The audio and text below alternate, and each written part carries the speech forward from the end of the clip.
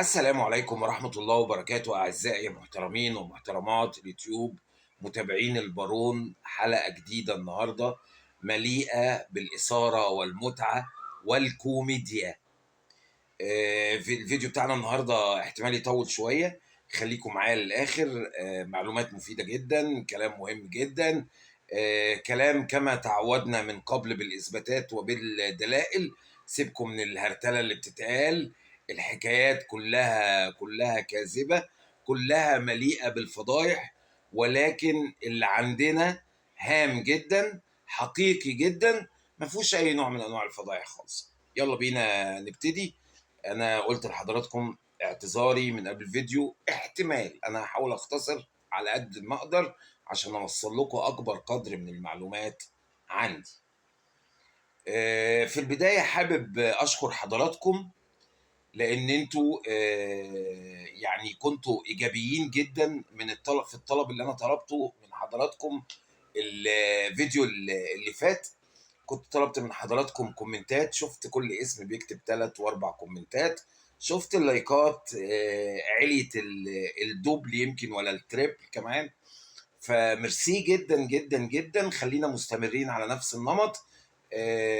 كومنتات كتير، لايكات كتير، عشان نقدر نقف قدام ضد الحرب الغير نزيهة الغير شريفة اللي احنا معرضين ليها. قبل ما ابتدي في الفيديو بتاع النهارده واخش للعنوان اللي انا كاتبه بره، عايز اذكر حضراتكم بحاجه.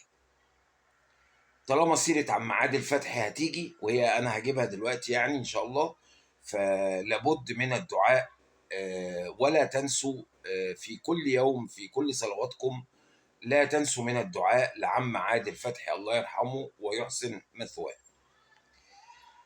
لما توفى عم عادل فتحي، سوري، قبل ما يتوفى عم عادل فتحي كان قال انه هيروح يزور حبايبه في فرنسا، والجملة دي قلبت الدنيا وخلت قلة الأدب تهدى شوية، وخلت التطاول على عمنا عم عادل فتحي الله يرحمه يقل شوية. وأنا قلت من فترة إنه عم عادل فتحي كان عنده سر ماسكه على هذه السيدة، ولا هي كانت عارفة ومتأكدة إن عمر ما عم عادل فتحي هيطلع الكلام ده الله يرحمه. عشان كده بعد ما مات فجروا قوي في قلة الأدب، لغاية من أسبوع كانوا بيتطاولوا على الراجل وهو بين إيد ربنا. ربنا يرحمك يا عم عادل فتحي. عايز أقول لحضراتكم إنه في مصر بنقول السيرة أطول من العمر، يعني لو العمر خلص السيرة ما بتخلص، السيرة قاعدة. والسر اللي كان عند عم عادل فتحي يخلص الحكاية اللي احنا فيها دي دلوقتي تماما، يخليها شطب وتقفل وتمشي يعني من على اليوتيوب. ولكن انا شخصيا عجبتني اللعبه، مبسوط منها قوي، لانه اللي بيحصل في اللعبه اليومين اللي فاتوا ان هم ايه، ومن الحب ما قتل، والدبه اللي قتلت صاحبها، هم هيموتوا بعض وهيودوا بعض للسجن. وبكره تقولوا البارون العجوز ده كان قال الكلام ده، ان كنت عايش او ان كنتوا بتترحموا عليا هتقولوا ان انا قلت الكلام ده، ان هم هيودوا بعض للسجن. بدليل ايه؟ بدليل اللي حصل اليومين اللي فاتوا. وقال ايه؟ متابعينا قالوا لنا شيلوا كل اللي حصل بقى من زواج مسيار ومواقع تتعمل من 6-7 ايام ونحطها على المنتدى. وبعد كده قال ايه؟ متابعينا ده انتوا متابعينكم بيقولوا حاجات اقذر واوسخ من كده بكتير جدا من اللي انتوا عملتوه ده. يعني متابعينكم اقذر منكم كمان بمراحل. مش ممكن يكون عندكم متابع محترم بعد الكلام اللي انتوا بتقولوه ده يقول شيلوا من على المنتدى. الكلام ده طبعا يودي السجن، والكلام ده انا هتكلم فيه بالتفصيل. كل الاتهامات الباطله اللي اتهموها للسيده الفاضله ام عبود بتوضبي شنطتك انت طبعا دلوقتي، وانت بقى ست عندك الجنسيه من 19 سنه، ما تسيبيش السعوديه تروحي استخبي في اي فندق. شوفي لي فندق 5 نجوم كده واستخبي فيه لغايه لما هي تجيلك السعوديه بعد 3-4 سنين ان شاء الله، ما احنا قلنا بقى هنستنى لما البت تتجوز والبت تبقى حامل وتولد ونحضر اول عيد ميلاد لحفيدنا. فعلى ما الحاجات دي تحصل استخبي انت في اي حته. تحياتي لحضرتك وعايز اعتذر لك عن كل الاهانات اللي انت اتحطيتي فيها، ولكن معلش ده في سبيل الحق وكله في ميزان حسنات حضرتك يا فندم. عايز اعتذر لحاجه تانية كمان. عايز اعتذر لكل اخواتنا في شعب المملكه العربيه السعوديه. انا النهارده بتوجه باعتذار رسمي لكل اخواتنا في شعب المملكه العربيه السعوديه، لانه علم البلد، علم المملكه، اتحط جنبيه كلمه سحر، وكأن في ارتباط ما بين السحر وما بين المملكه. حقكم عليا يا اخوانا، الست دي لا هتمثل مصر ولا تمثل المصريين، بل هي اعاقه، بل هي شيء غير محترم، شيء غير مشرف، محطوط على اسم مصر وعلى اسم المصريين وعلى اسم المسلمين كمان. فحقكم عليا انه العلم اتحط جنبه كلمة سحر. وعايز كمان اوجه لحضراتكم معلومة تانية. قال ايه انه السحر اتحط جوه المصحف؟ انتوا ازاي قدرتوا جالكوا قلب؟ يعني اكيد كل ما هو سحر وحسد واعمال وسفلي وعلوي وي وي وي وي وي لا يستطيع ان يقف امام الله سبحانه وتعالى. كل دي بتبقى في الاخر نار، ربنا بيقلبها نار تاكل في نفسها وتولع وخلاص. فازاي انا اقول ان انا حطيت السحر جوه المصحف؟ هل هذا يليق؟ ف يعني مش عارف دي بقى الاعتذار لازم يوجه فيها لربنا سبحانه وتعالى، ونقول له هذه السيدة غير محسوبة علينا واحنا براء من هذا الكلام ده احنا ما نقدرش نقوله يعني.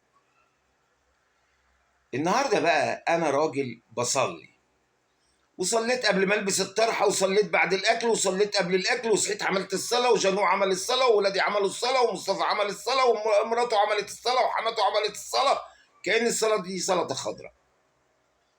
هل بقى انا في كل هذا الكم من الاجواء الروحيه او الروحانيه او الاجواء الدينيه، في كل هذه العلاقات الطيبه بالناس الحلوين قوي اللي بيصلوا كل 3 دقايق ما بين الصلاه والصلاه في صلاه، وبصورهم وبقول عليهم، وانا نفسي بقول ان انا بصلي الوقت بوقته وبعتبر نفسي من دعاة الدين، هل ليه انه السحر يأثر عليا؟ مستحيل. سحر، وما هو من اخطر ما من السحر، يعني السحر واللي اخطر منه كمان اللي هو بيقولوا عليه الحاجات السفليه لا يستطيع ان يقفوا امام اراده ربنا وامام الخطه اللي كاتبها ربنا للانسان.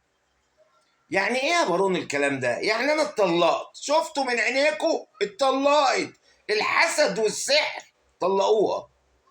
طب هل الحسد والسحر يقدروا يغيروا في خطة الإنسان عند ربنا أو في كل ما هو مكتوب للإنسان؟ مش الجواز ده اسمه ونصيب؟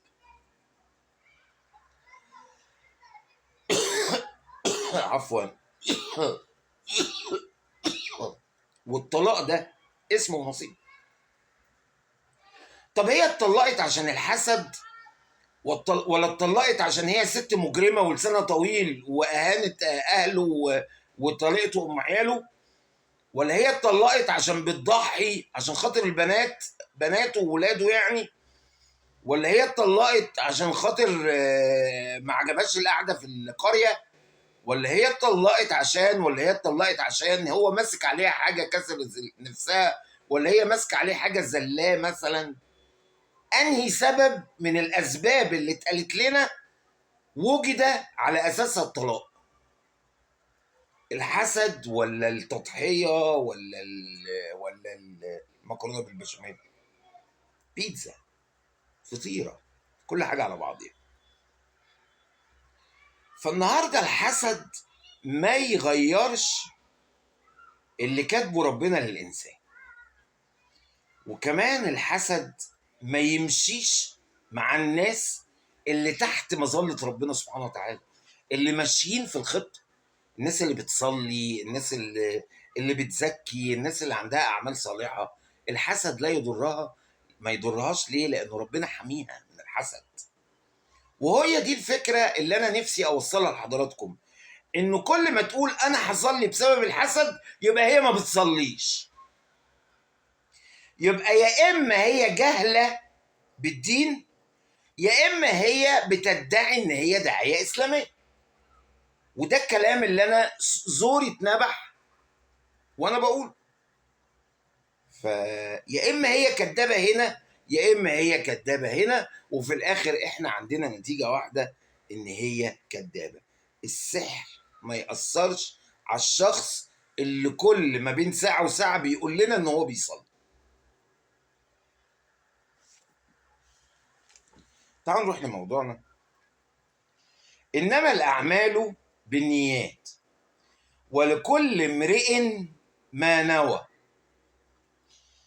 من كانت هجرته إلى الله ورسوله فهجرته إلى الله ورسوله، ومن كانت هجرته لدنيا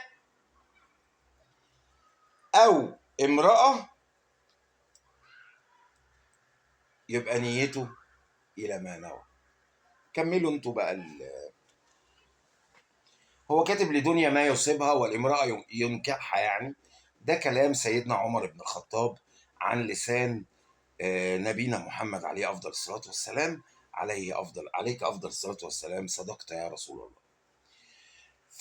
إيه بقى مناسبة الكلام ده بموضوعنا النهاردة؟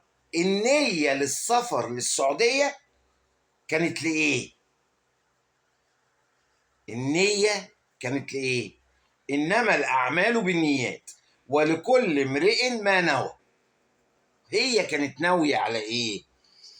من كانت هجرته إلى الله ورسوله فهجرته إلى الله ورسوله. يعني لو النية إن أنا طالع الهجرة لله ورسوله، يبقى إذن النية لله ورسوله.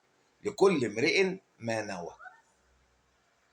دي بداية السفرية للسعودية. إحنا رايحين السعودية ليه؟ أولا لما الناس قابلوها في المول، أول حاجة قالتها إيه؟ مسيو جانو نجم اليوتيوب. وتاني حاجة قالتها إيه؟ حد عايز يقول حاجة لمسيو جانو؟ رايحة تقابل متابعينك عشان يكلموا جانو من خلال قناتك. يبقى إذا بعد ما كلمنا جانو وأعلنا إنه جانو أسلم، الإعلان الفيك، طلعنا نعمل شوية دعاية في السعودية ليا، مش للراجل ده. لا لا لا، هي ما يفرقش معاها الراجل، ما يولع الراجل وامه وابوه. حتى اعمل شويه دعايه لنفسي ان انا كلمت الراجل ده، وابتدي ابعت له رسائل عن طريق قناتي، وابتدي ادعي الناس ان هم يفخموا فيا ويعظموا فيا ويرحبوا بيا ويدوني هدايا. عشان انا عملت ايه؟ جبت راجل ملحد للاسلام. فكانت النية مش صافية، النية كانت للدعاية. شوفوا، أنا هرجع تاني لحتة إن اللعبة عجبتني. أنا هعمل سلسلة من الحلقات. يعني مثلا إيه؟ ما هي عاملة كده اليومين دول. ما أنا هقول لحضرتك أهو. أنا هقول لحضرتك هي عملت إيه؟ الصندوق الأسود. أنا أجيب خشبتين سود وأدقهم في بعض أعملهم صندوق، أدي حلقة. واجيب شويه معلومات احطهم جوه الصندوق، يبقى هو دي المعلومات اللي جوه الصندوق الاسود، ادي حلقه. واجيب قفل برزه وادقهم واقفل القفل، ادي حلقه. وبعد كده اجيب مفتاح يضيع مني وادور عليه عشان افتح القفل، ادي حلقه. واطلع الحاجات اللي انا حطيتها. يا سفله يا قلالات الادب، يا عديم الربايه، بتضحكوا على الناس وبتنصبوا عليهم. انا بقى هعمل كده. بس مش هعمل كده وانصب على الناس. انا هعمل شوية حلقات الفرق اللي بيني وبينها ان انا بقول الحقيقة. لما احنا خنازير وناس في القاع وزبالة وما بنجيبش غير 3 4 مشاهدات، ده يضايقك في ايه؟ لما ما فيش حد بيشوف. انا لما حد يشتمني ويشوفوا مثلا 700 واحد 800 واحد اقول لسام ايه ما ترديش. ليه؟ ما شافوهاش غير 700 800 واحد، مش هيفرق معايا 700 800 من كام مليار شافوني اتشتمت. عادي يعني، ما ترديش كانك ما شفتيش. فالنهارده انا اللي فرق اللي بيني وبينهم ان هم عديمي التربيه. اسف يا جماعه كان معايا تليفون فاضطريت اعمل قط يعني. لما احنا خنازير ومحدش بيشوفنا ولو قوي وثلاث اربع مشاهدين سوداء مقصرين فيكي في ايه؟ ده مضايقك في ايه؟ تشتمينا ليه؟ ما تسيبينا نقول اللي نقوله، كده كده محدش بيشوفنا. لكن عشان احنا متشافين وعشان احنا مؤثرين وعشان السر بتاع عم عادل فتحي بقى موجود بره عم عادل فتحي الله يرحمه لان السيره اطول من العمر، ده حصل فيه ايه؟ تنشتم وابتدت له الليله والعصابه بقى والملحدين والفلوس والست الهاربه من الجروب الى العالم الاخر او الحياه التانيه، يعني ست هربت من الجحيم راحت للجنه، اللي هي سميتها ماما زوز نوسه. نوسه، انا هسميها نوسه. والست نوسه اللي هربت بالمستندات،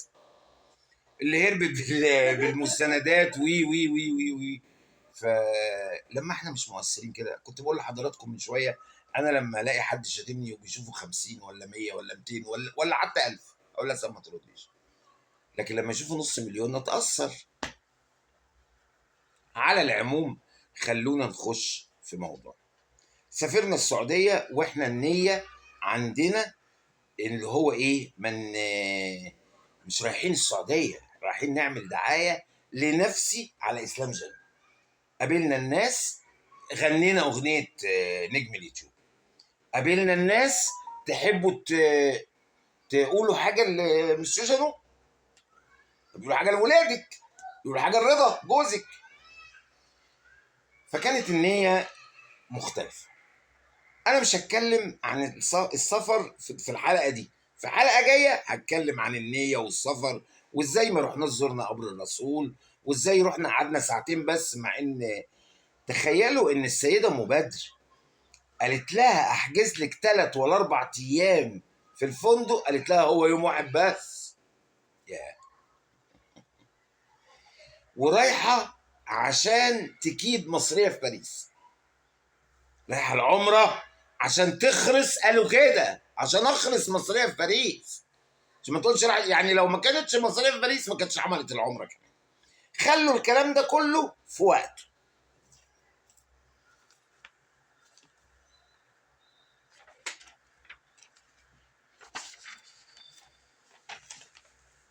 السيده ام بدر، احنا هنتكلم عن السحر بقى يا جماعه. وانا بحب اجيب من الاخر وانتوا حضراتكم عارفين كده، انا هجيب من الاخر اللي هو السحر اللي داير. اما قبل السحر هنتكلم عليه، هنرجع لورا شويه حلقات كده ونجيب صندوق ونحط عليه ضوء هدوم وهكذا زي ما قلت. الست ام بدر حذرتها عشرات المرات ان هي ما تروحش. ده الكلام اللي بيتقال لنا دلوقتي، الكلام اللي اتقال زمان ايه هنقول.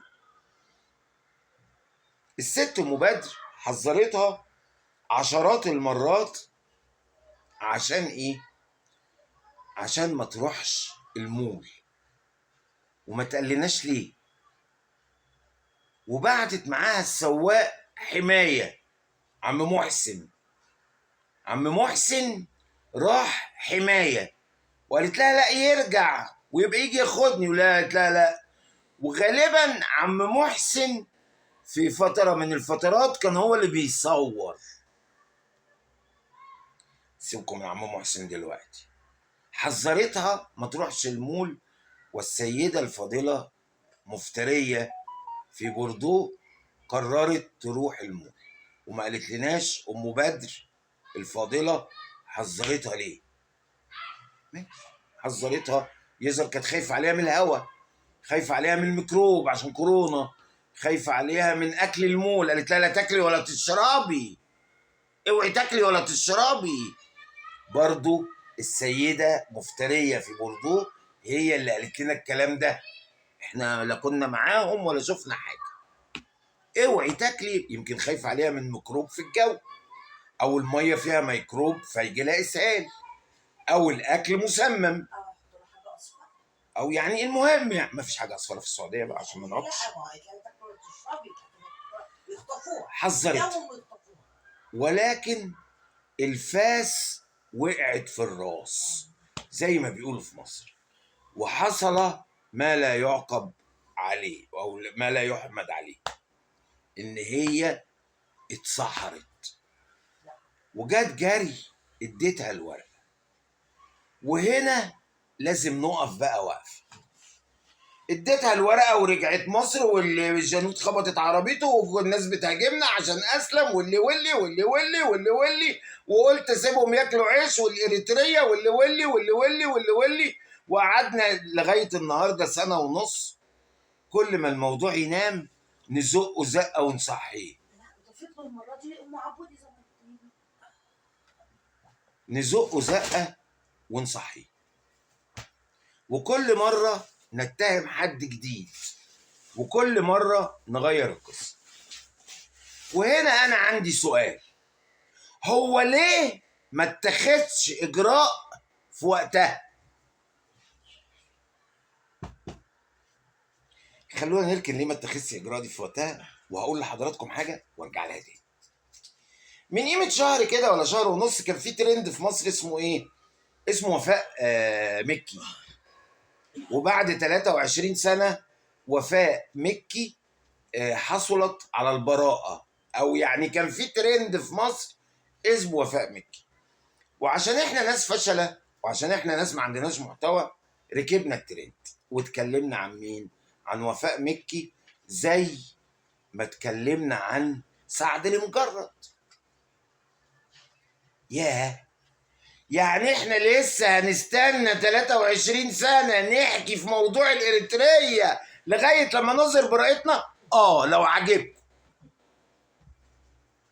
23 سنه هنقعد نتكلم لغايه زي ما وفاء مكي ظهرت براءتها بعد 23 سنه، هنلاقي مفتريه فرنسا ولا مفتريه بوردو هتظهر براءتها بعد 23 سنه. عجبكم مش عجبكم، هو ده اللي عندي. بكره الساعه 8، بكره الساعه 7، بكره الصندوق، بعده الاف. ما هي ماشيه كده ايه، ما هي ماشيه كده، ما حدش قال حاجه غير كده.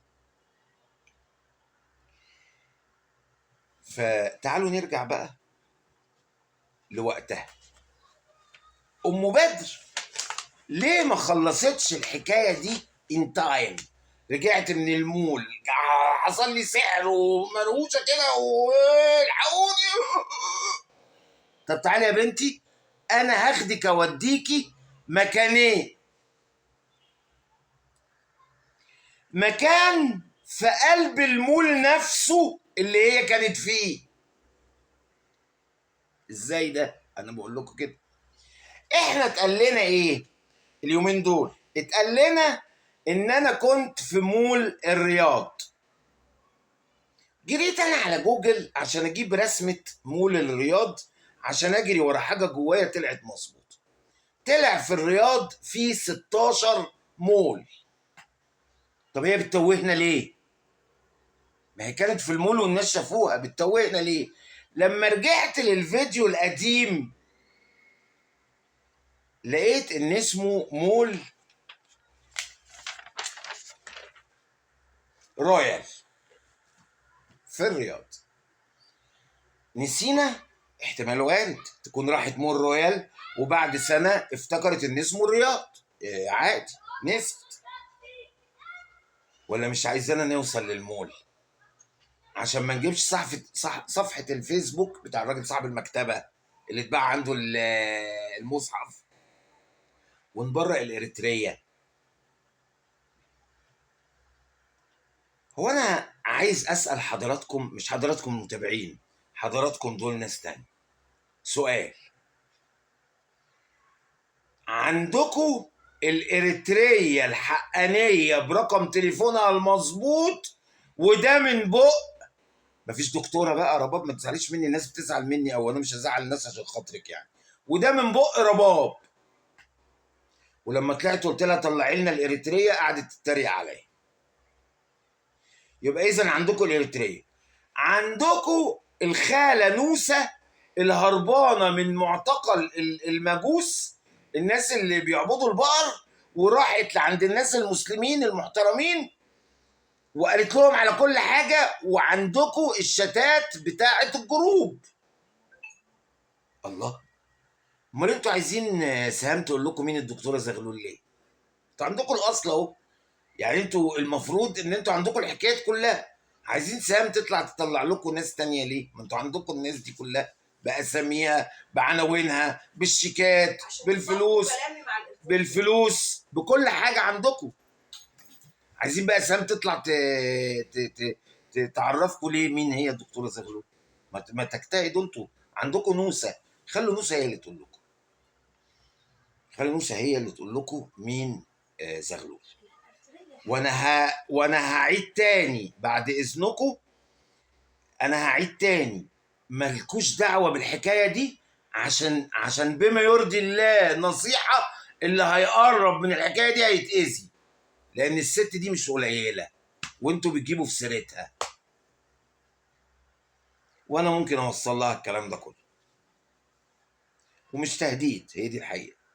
تعالوا نرجع للموضوع تاني من اوله. المول ده في مكتب تابع لوزارة الداخلية في نفس الدور اللي هي كانت فيه. المكتب ده بتاع أحوال مدنية، يعني سجل مدني، ولكنه يتبع لوزارة الداخلية. يعني أنا لو رحت المكتب ده وقلت أنا كنت هنا وتصورت واتعرضت لواحد اتنين تلاتة أربعة، هياخدوا شكوتي ويبعتوها وزارة الداخلية. يعني إذا كان الموضوع ممكن يخلص إيه في نفس اليوم، اروح وارجع المول تاني، اجيب ام بدر معايا في دراعي كده، يلا يا ست ام بدر انا اتسحرت خلاص. في حاجه في المملكه العربيه السعوديه اسمها الموقع الالكتروني لخدمات الابلاغ عن السحر والشعوذه. يعني اذا من غير ما ارجع المول وانا قاعد عند ام بدر بالتليفونات نبلغ، والصوره معانا والكاميرات موجوده. وسمعت قريب ان في حاجه برضو، موقع الكتروني تاني في المملكه اسمه كلنا امن الوطن. اتمنى لو كنت الاسم ده غلط صلحوا لي لو سمحت. يعني اذا في كمان على الموبايلات حاجات نقدر نستخدمها واحنا قاعدين في بيوتنا نبلغ بيها عن اللي حصل معانا. السؤال بقى اللي انا بطرحه دلوقتي، ويا ريت يا ريت ما تعملوش من بنا زي ما عملتوا مع الشيخ عبد الرحمن رضوان وتردوا عليا، ليه ما بلغتوش ساعتها؟ ليه هنستنى لما البت تتجوز ونحوش فلوس وبعد كده تبقى حامل وبعد كده تولد وبعد كده تتطلق وبعدين نعمل عيد ميلاد للولد عشان ما يتيتمش؟ ليه ده كله؟ كان ممكن تخلص في وقتها. هل بقى الناس في السعودية ما يعرفوش الكلام ده؟ الناس اللي هي كانت عندهم الدكتوره، لا دكتوره ايه، ما كانتش في السعوديه عند الدكتوره، هي الست ام بدر والاميره خلود واللي والناس اللي احنا سمعنا اساميهم دول، ما يعرفوش ان في حاجه اسمها الموقع الالكتروني للابلاغ عن السحر والشعوذه؟ ده انا اعرفها اهو، اللي قاعد في 6 اكتوبر. طب ما يعرفوش ان في حاجه كلنا امن الوطن؟ ما يعرفوش ان في مكتب تابع لوزاره الداخليه في الدور الثالث في المول، في مول رويال اللي اتقال لنا انه مول الرياض؟ وانا مش فاهم ليه هم بيضحكوا علينا. تعالوا نرجع لورا شويه كده، معلش انا ملخبط الدنيا معاك وعمال اجيبها من هنا لهنا، بس الموضوع لازم احطه على بعضه. عقوبه السحر في القانون، انا قلت الكلام ده قبل كده على فيديو من فيديوهاتي على فكره. عقوبه السحر في القانون السعودي زيها زي عقوبته في الشريعة بالظبط القصاص، بس بشرطين. القصاص بس بشرطين. يعني لما اجي اقول على واحد تاجر مخدرات لازم يثبت عليه انه تاجر مخدرات، مش هسمع انه تاجر مخدرات نقتص منه او نحبسه يعني. لازم اللي سحر، اللي عمل السحر، يبقى في دليل عليه انه عمل السحر، ولازم المسحور يبان عليه انه اتعمل له سحر، وهنا يتم عملية القصاص. وده هتلاقوه في قصة السيدة حفصة رضي الله عنها لما قالوا قتلنا ثلاث يا سيدنا عمر. قتلنا ثلاث، قتلنا ثلاثة بسبب انه اتعمل لها سحر، وهي كان باين عليها السحر والسحر كان مظبوط. فالنهارده لازم نثبت بالكاميرات انه السيدة الاريترية عملت سحر، ولازم نثبت بالاثبات ان السيدة المصرية اتعمل لها سحر. هنا يجي القصاص. لا عندنا اثبات ان الاريتريه عملت سحر بدليل الكنافه اللي احنا عايشين فيها، ولا هي بان عليها السحر. يعني هي ما نكشتش شعرها ومشيت تشد في شعرها، اتطلقت بعد سنتين، ما هي قالت ان السحر وقف. مش راحت لحماتها، حماتها الست المؤمنه الطاهره اللي لسه راجعه من السعوديه من العمره، استخسرت تديها مثلا شويه ميه من زمزم، وقعدت تمشي ايديها على ظهرها وتقول لها حسوك وعين العفريت وعين البركه وحب ما انت كنت في السعوديه كان ممكن تخلصيها وتروحي تزوري قبر الرسول وتروحي تشربي من ماء زمزم وتتباركي وترجعي والموضوع يخلص. لكن لا، الطلاق ما بقاش يجيب مشاهدات، وجانوه البارون الله يسامحه اعدمه، خلاه ما بيجيبش مشاهدات خالص، خلاه مش نافع. البارون مسكه يمين وشمال، اداله جزء لام خلص عليه، موضوع جانوه خلص، انا متاكد انه خلص.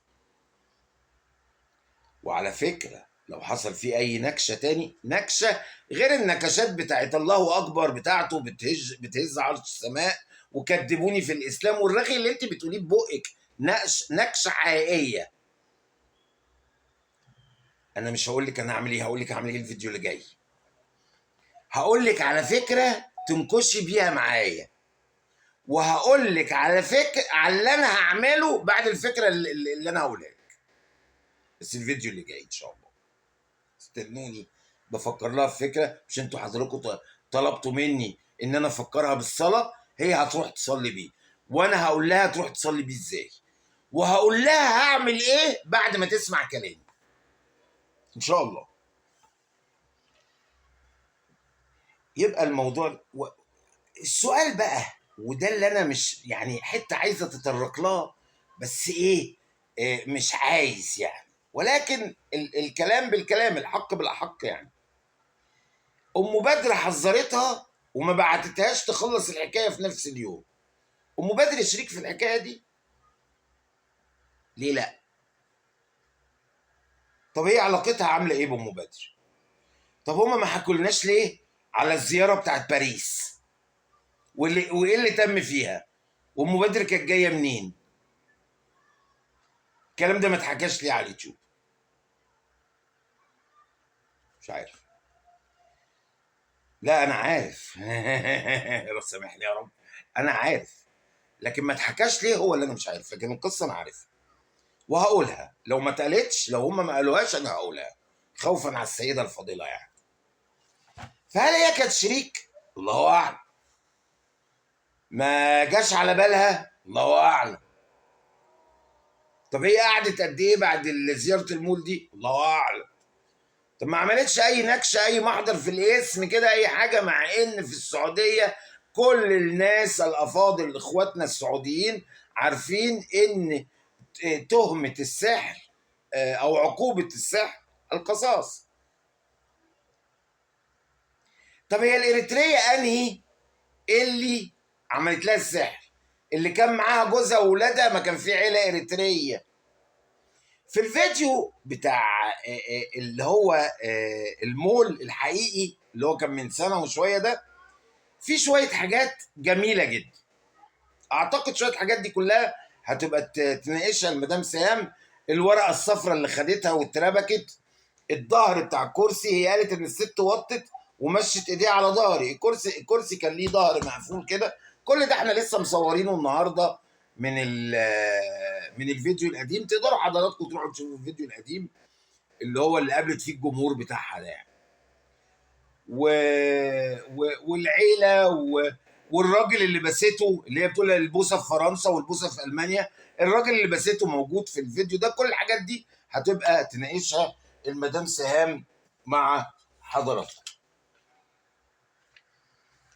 احنا اتكلمنا عن السحر، واتكلمنا عن عقوبته، واتكلمنا عن اللي حصل، اتكلمنا عن سبب السفريه. عايز بس اسال حضراتكم، اسالهم سؤال، ده اللي انا مستني اجابته. هي ليه الموضوع ما خلصش في يوميها؟ يعني احنا ليه قاعدين لغايه النهارده بنتكلم فيه؟ ويا ترى لسه هنستنى 23 سنه زي ما اسمها ايه دي، وفاء دي، ظهرت يعني براءتها؟ عايز تاني اتقدم باعتذاري لكل شعب المملكه. انه العلم ده شرف البلد يا جماعه، زي علم مصر. اي اهانه للعلم فيها اهانه للدوله كلها. انا بقول لكم يا اخوانا، الست دي لا هي محسوبه على المصريين، ولا هي محسوبه على المسلمين، ولا هي لا تمثل الا نفسها. بتهين لنفسها. وانا بعتذر بالنيابه عن نفسي وعن كل الناس انه العلم بتاعكم اتكتب جنبيه كلمه سحر. اشكر حضراتكم جدا. اشوفكم في الفيديو اللي جاي قريب باذن الله. هفكركم تاني، كومنتات كتير ولايكات كتير. مستني ارائكم بكل وضوح. واشوفكم في الفيديو اللي جاي على خير. والسلام عليكم ورحمه الله وبركاته.